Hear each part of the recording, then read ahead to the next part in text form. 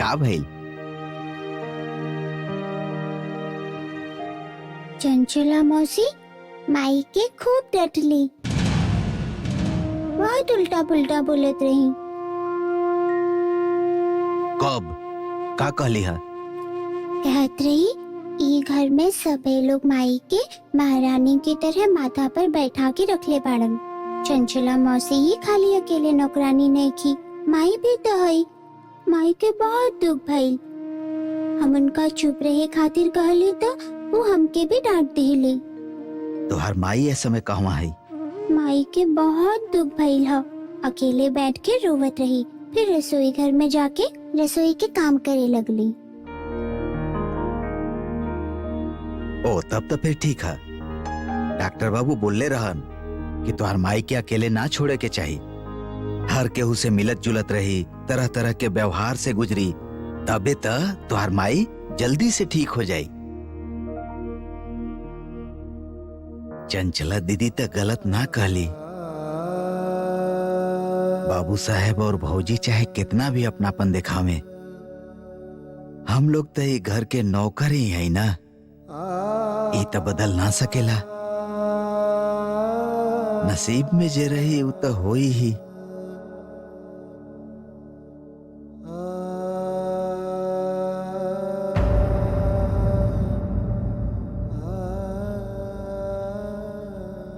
जायदा बस कुछ ही दिन माई अच्छी हो जाइए, तब फिर तू हम और तुहार माई सब के मिल के खुशी मनाई, हाँ? एकदम पहले जैसन, है ना बेटी?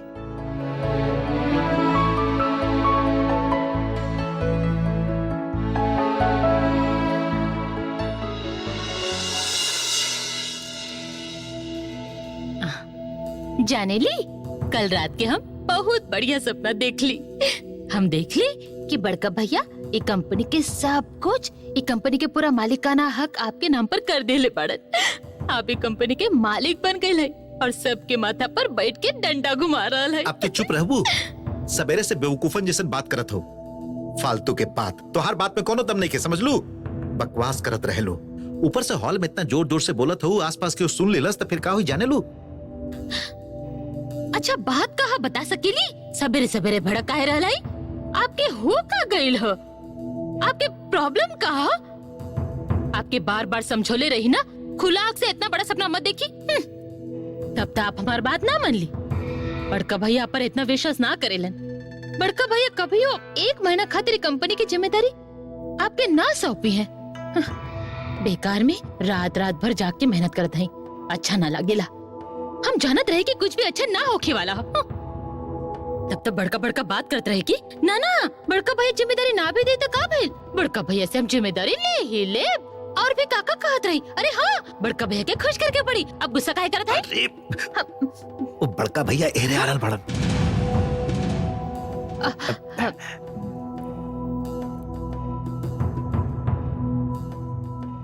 सुमित, हाँ बड़का भैया, तोरे से कुछ बात करे के रहे। हाँ बोली ना।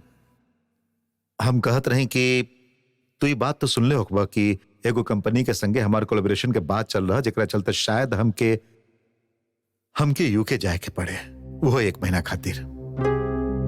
हाँ बड़का भैया जाने ली।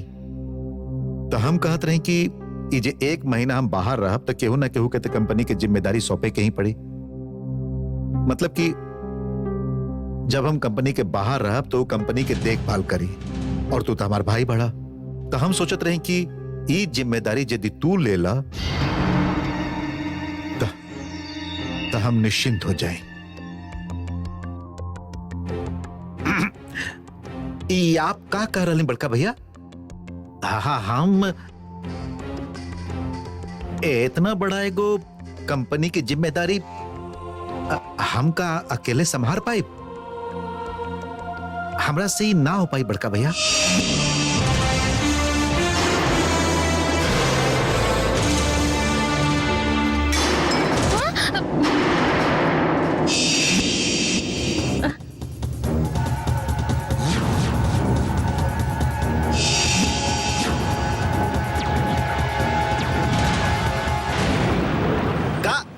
करत रहलू तू?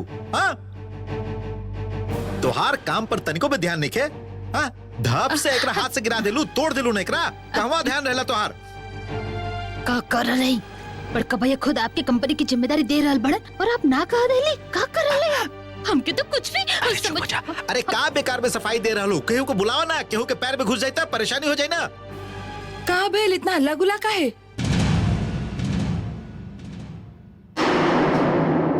अरे ये कैसे भेल? रुका रुका, हम मदद करत हई। अरे भाभी उठाओ ये सब। भाभी तू मत आवा युवा, ई तोड़ले है तो ये उठाई। सुमित, हम का कहत रही कि अरे ये सब रह दब, रह दे भैया, कर दे एकरा के। अरे हम तो आए रहे एकरा से बात करे के खातिर। देखो ना, हम एकरा से कहले कि 1 महीना तो हम ना रहब, तो ई कंपनी के भार संभाल लेबे। बाकी तो तैयारी नहीं के। अरे ये का ऐसे काहे कहता रहो? भाभी तो हमारी बात सुना, थोड़ी का समझे की कोशिश कर। मतलब देखिए, हम तो ये जिम्मेदारी के लायक भी नहीं की ना। ऐसे एकरा से पहले भी बड़का भैया हमके बहुत सा जिम्मेदारी दिले रहन, हमरे वजह से उस समय कंपनी के नुकसान भइल रहे ना। ना बड़का भैया बतावे दिए हमके ऐसन हालत में। मतलब अब इतना बड़का कंपनी की जिम्मेदारी, देखिए 1-2 दिन के बात होकर तो समझ में आवत।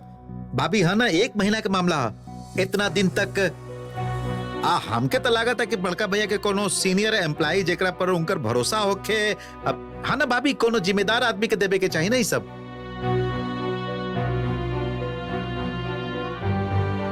एनीवे, तोरा से कुछ काम भी है, तू आवा हमरा संगे। आवा।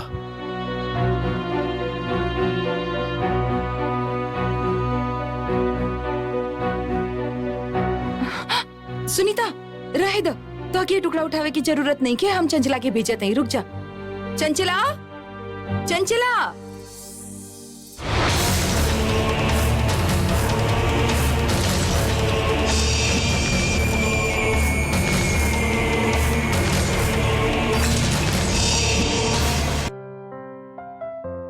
ठीक है, आज जे कुछ यहाँ पर सीख लू उस सब कल पढ़ के आई है।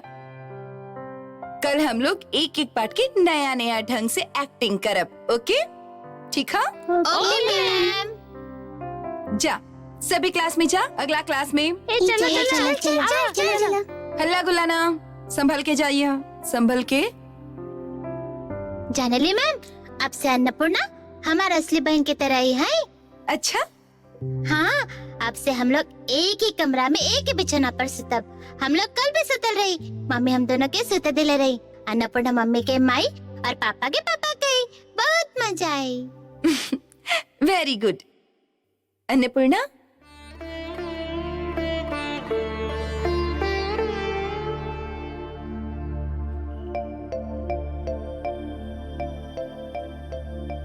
आभा, तू लोग की अगला क्लास खातिर देरी हो जाए, तू लोग जब बाद में बात करब।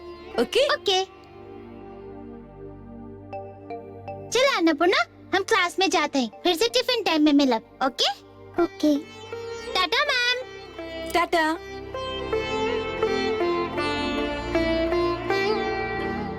अन्नपूर्णा, सुना?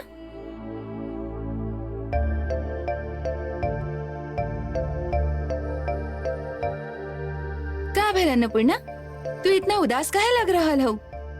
तू इस सब बात से खुश नहीं खू?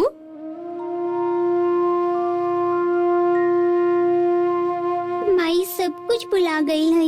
माई के सामने हमके एक्टिंग करे के पड़ रहा है कि हम बाबू साहेब और बड़के माई के बेटी हैं। हम आभा के छोट बहन हैं। हमके आभा के संगे रह के पड़ रहा है, आभा के संगे ही सुते के पड़ रहा है। समझ गईली। बाकी में दुख के का बात है? इतना दिन तक हमार माई बाबूजी ना रहन, अब वो लोग वापस आ गए बाड़न, तो हम उन लोग के संगे न रह पा रहे हैं। माई के माई, बाबूजी के बाबूजी ना बोल सकेली। हमारे आँख के सामने रह के भी वो हमके प्यार न कर रहा है।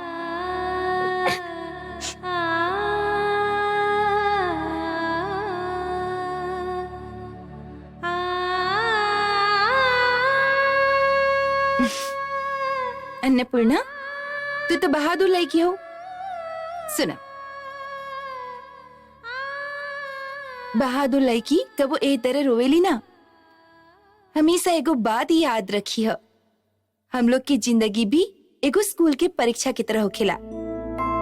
मान लो कि ई जे हम लोग क्लास में परीक्षा देवे ली, एक क्लास से दूसरा क्लास में जाए खातिर जैसे परीक्षा देवे के पड़ेला ना, हम लोग की जिंदगी भी वैसने है।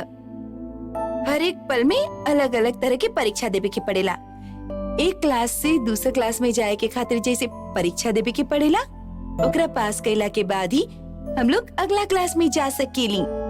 हम लोग सभी की जिंदगी भी वैसने है। आगे के क्लास के परीक्षा तो और भी कठिन होला। समय समय पर अलग अलग तरह के परीक्षा देवे के पड़ेला। एगो परीक्षा में अच्छा तरह से पास होखला के बाद हम लोग के और भी कठिन परीक्षा देवे के पड़ेला, और ये परीक्षा दिहत दिहत ही हम लोग बड़ हो जाएली, अच्छा इंसान बनेली, है ना अन्नपूर्णा? तब तो हमरा से प्रॉमिस करो कि अब तो हमेशा मुस्कुराइबू, तो अब कभी दुखी ना होखबू। का भेल? मुस्कुरा, प्रॉमिस करो। Promise ma'am.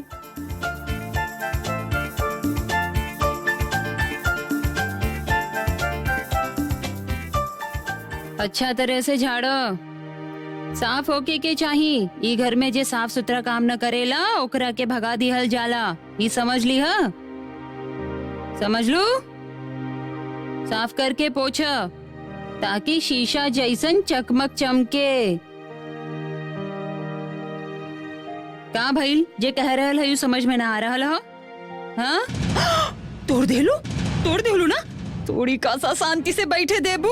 अरे तुम्हारा आँख कमजोर हो गई का? ई तोड़ रहल हो, ऊ तोड़ रहल हो, तो की कितना जलन हो रहा ला? हम थोड़ी का सा बैठ के पान लगा रहल है, इहो तोहरा से बर्दाश्त ना हो रहल हा। यहाँ पर आवा, तो के वहाँ झाड़े की जरूरत नहीं खे, तू हमके भी डांट खियाईबू। बाप रे बाप, पूरा दिन में अब ही थोड़ी का सा बैठे के फुर्सत मिलल रहे और एकरा देखा कैसन औरत है। अच्छा तरह से उठावा ओकरा, उठावा।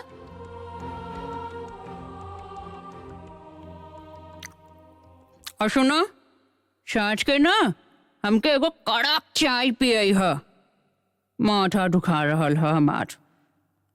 चला, हाथ चलावा, खड़ी मत रह, चला। ठीक है दीदी। जल्दी। का हो रहा चंचला? तू इहाँ पर ही सोफा पर पैर रख के बैठ के पान खा रहा हो और गौरी से तू काम करवा रहा हो, तो बोला तो हर भौजी के। का भेल दीदी? रीना, चंचला इहाँ सोफा पर बैठ के पान खा रहा है और गौरी से काम करवा रहा है। ना, हम तो ओकरा के काम काज सिखावत रही। रहे दो, एकरा के कुछ मत सिखावा। तू ये घर में जैसे पहले काम करत रहो वैसे ही करत रहा। गौरी के एकरा में मत घसीटा। हम कहत रही भौजी की चंचला दीदी के संगे हमो काम करे तो हमके कोनो दिक्कत नहीं खे, उल्टा हमके अच्छा ही लगी। ना गौरी, तो के सब काम करके जरूरत नहीं खे। हम तो के ऐसी ज्यादा कठिन काम देब।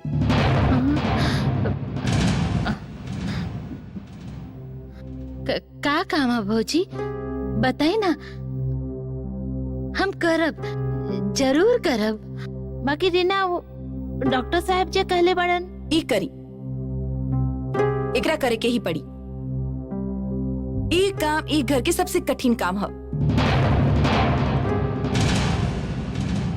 आज से आभा और अन्नपूर्णा के ध्यान तू रखबू।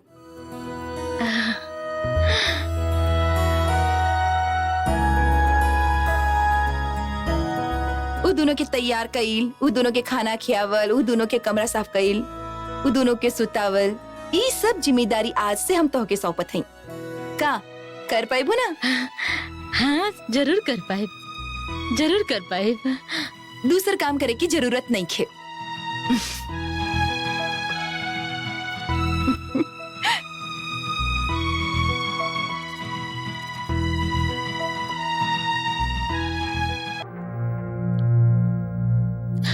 अच्छा, आपके पास का कोनो दिमाग नहीं क्या? अरे, एकदम शांत, बेवकूफ है। चुप। बड़का भैया इतना बड़ा एगो कंपनी की जिम्मेदारी आपके दिल चाहिए और आप ना कह दिली। इतना आसानी से ये मौका छोड़ दिली। का हो गई हो? हमके समझ में ना आयल कि आपके का हो गई हो। हमके देख के का लगा था तो के हमका बेवकूफ है, गधा है। विश्वास करी, अब आपके देख के हमके ऐसे नहीं लग रहा हो। तू बात के समझा, समझ में ना करेलू। बड़का भैया आके हमके ऑफर दिलन और हम कूद के ओकरा लपक लें, तब फिर बड़का भैया भाभी हमरा पर शक करिए कि ना। सुना, एकरा से पहले तो हम बहुत गलत सलत काम कैले हैं ना, ऐसे अब उनकर मन जीते के पड़ी हमके, समझ लू। उनका ये जतावे के पड़ी कि हम बदल गए हैं। कंपनी की जिम्मेदारी के ठुकरा के ये उनका समझावे चलल बड़न कि अब ये बदल गए बाड़न। कहूँ कि हरिश्चंद्र रही जी आप। अजीब बात है। उफ, भैया भाभी आपके अच्छा कहिए, तारीफ करिए, ऐसे आपके का फायदा हुई बता सकेली।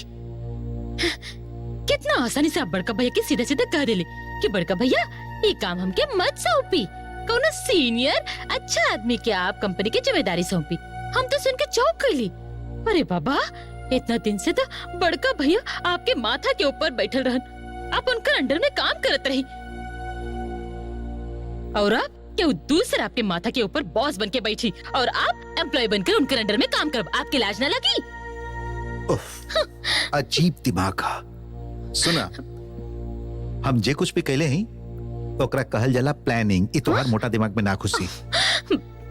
बड़का भैया जब हमरा से रिक्वेस्ट कैलन तो हम उनका से कह देनी कि ई काम आप कोनो सीनियर के सौंपी। बाकी ए समय ई कंपनी में कोनो सीनियर है का, ई सोच लू तू। जे भी सीनियर्स रहन वो तो या तो छोड़ के काम चल गेलन या बाहर टूर पर बाड़न। ऐसे बड़का भैया के पास कोनो ऑप्शन नहीं है। बड़का भैया हमके ऑफर करे खातिर मजबूर बाड़न। कहिए कि भाई प्लीज ई जिम्मेदारी के लेके तो हमके बचा ला। ओकरा बाद हम कब कि भैया ई का बोलत हैं आप। अच्छा ठीक है भैया, आप चिंता मत करें। जब इतना मिन्नत कर रहे हैं तो हम फिर आपके नात ना कह पाइब ना, हम मजबूर होके जिम्मेदारी ले लेते हैं। समझ लो कुछ ई मोर दिमाग में घुसल कुछ।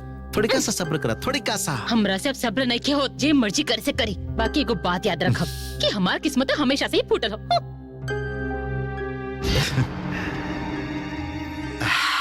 सुनीता, एक बार हमके बड़का भैया की कुर्सी पर बैठे था, फिर देखिए कि केकर किस्मत फुटेला। हाँ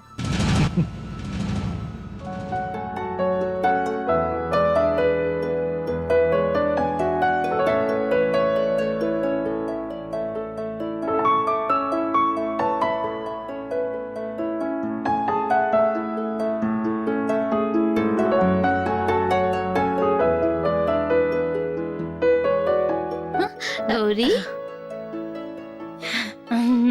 ई कमरा के तो तू बहुत अच्छा से सजा देलू। का करी बताई दीदी, बहूजी के दोनों बेटे तो स्कूल चल गए, हमरा पास काम नहीं का बचल। बहूजी तो कहले है कि खाली ये दोनों के काम करो और कुछ मत करो। हम सोच ली कि कमरा के ही सजा दी। आभा और अन्नपूर्णा बेबी आके देखिए तो चौक जाई है। बहुत अच्छा कैलू। अन्नपूर्णा सच है ना कि मैडम बॉनी के कान पकड़वा के खड़ा कर दिले रही। अन्नपूर्णा देखा, गौरी तू दोनों के कमरा कितना अच्छा से सजा दे ले आई। वाव, कितना सुंदर लग रहा है। फैंटास्टिक।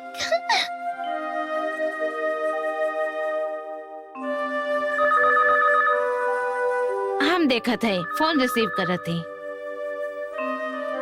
आभा बेबी, अच्छा लागत है के? बहुत अच्छा लागल, बहुत अच्छा।